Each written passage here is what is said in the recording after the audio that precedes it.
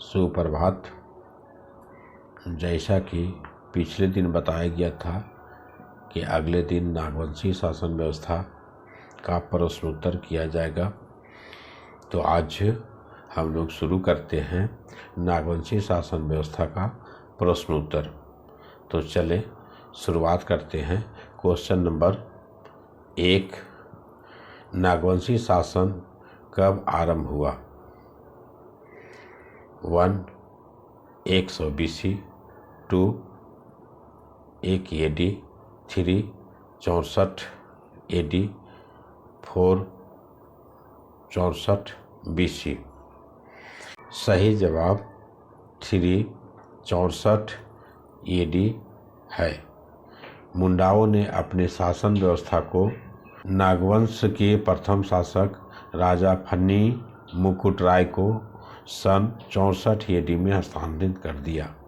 राजा फन्नी मुकुटराय मुंडा शासन प्रणाली में कोई बदलाव नहीं किया। अगला सवाल नंबर 2, नागवंशी शासन तंत्र का प्रमुख कौन होता है? 1 पढ़ा राजा, 2 राजा, 3 मानकी, 4 मुंडा। सही जवाब 2 राजा। नागवंशी शासन तंत्र का प्रमुख राजा होता था। पहाड़ा राजा पहाड़ा पंचायत का प्रमुख होता है। मानकी का काम मालगुजारी यानी कर वसूली का है। मुंडा हाथू पंचायत का मुखिया होता है। नेक्स्ट क्वेश्चन नंबर 3, नागवंशी हो द्वारा मुगलों को दिया जाने वाला कर क्या कहलाता था? ये 1 नजराना, 2 जजिया, 3 ज़कात और 4 शासन। सही जवाब 1 नजराना है।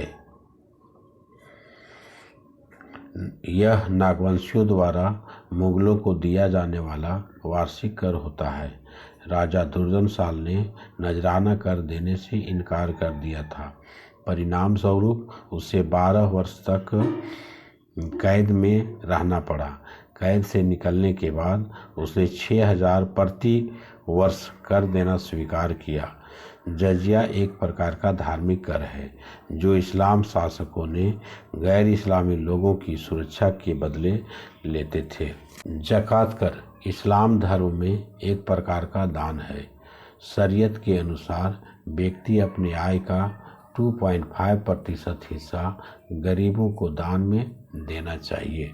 नेक्स्ट क्वेश्चन नंबर 4, किस शासक ने प्रशासन का नया ढांचा मुगल शासन पद्धति पर रखा?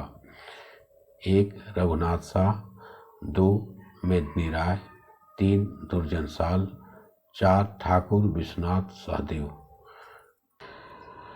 सही जवाब 3 दुर्जनशाल। राजा दुर्जनशाल ने प्रशासन का नया ढांचा मुगल शासन पद्धति पर रखा। मुंडा शासन व्यवस्था की तरह ही नागवंशी शासन भी आम रैयत से कर वसूली नहीं करते थे, जिसके कारण मुगलों को नजराना कर देने में परेशानी हो रही थी।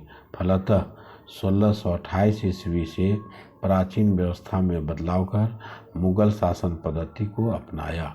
नेक्स्ट क्वेश्चन नंबर 5, नागवंशी शासन व्यवस्था में भूमि स्वामित्व के बारे में निम्नलिखित में से कौन सा कथन सही है? 1 निजी स्वामित्व था, 2 सामूहिक स्वामित्व नहीं था, 3 सामूहिक स्वामित्व था, 4 इनमें से कोई नहीं। सही जवाब 3 सामूहिक स्वामित्व था।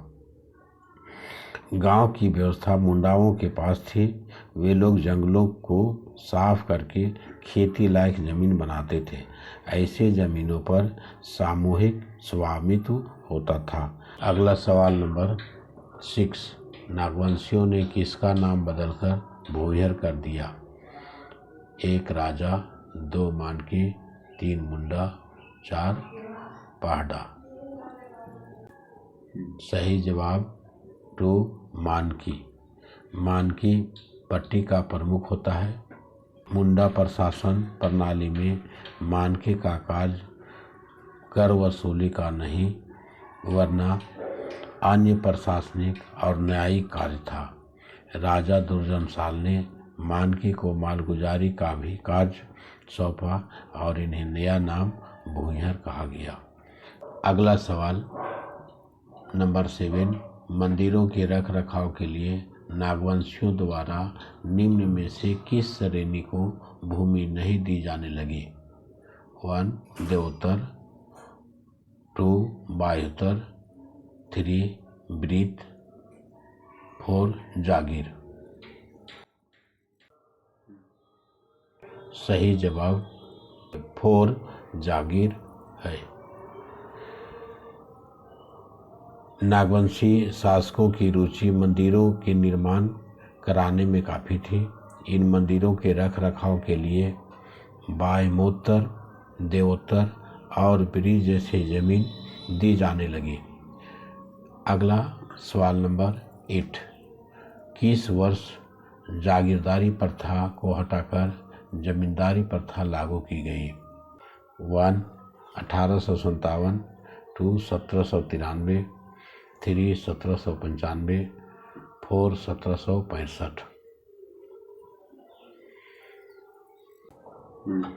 सही जवाब 2 1793 है। लॉर्ड कॉर्नवालिस द्वारा स्थापित अस्थायी बंदोबस्त व्यवस्था से जागीरदारी जमींदारी प्रथा में बदल गई। अब राजा महाराजा महज जमींदार बन गए थे और इस तरह एक प्राचीन कालीन मुंडा पंचायत व्यवस्था में बड़े पैमाने पर परिवर्तन किया गया।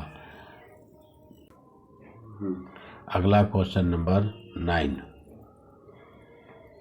अंग्रेजों को दीवानी मिलने के बाद नागवंशी शासन किसके प्रति उत्तरदायित्व हो गया?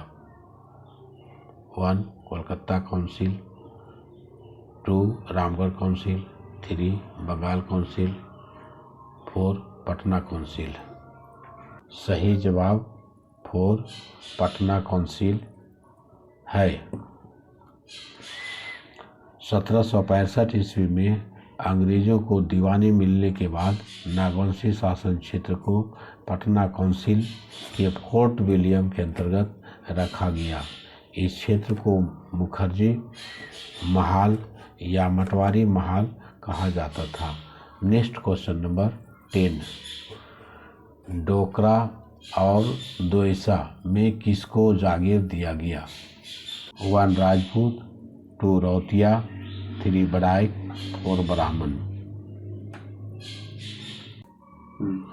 सही जवाब 4 ब्राह्मण है। डोकरा और दोयसा जैसे क्षेत्रों में ब्राह्मण को जागीर दिया गया था। यह लगान रहित था। अगले दिन का प्रश्नोत्तर के लिए विषय मांझी परगना शासन व्यवस्था। नेक्स्ट मिलेंगे अगले वीडियो में। धन्यवाद।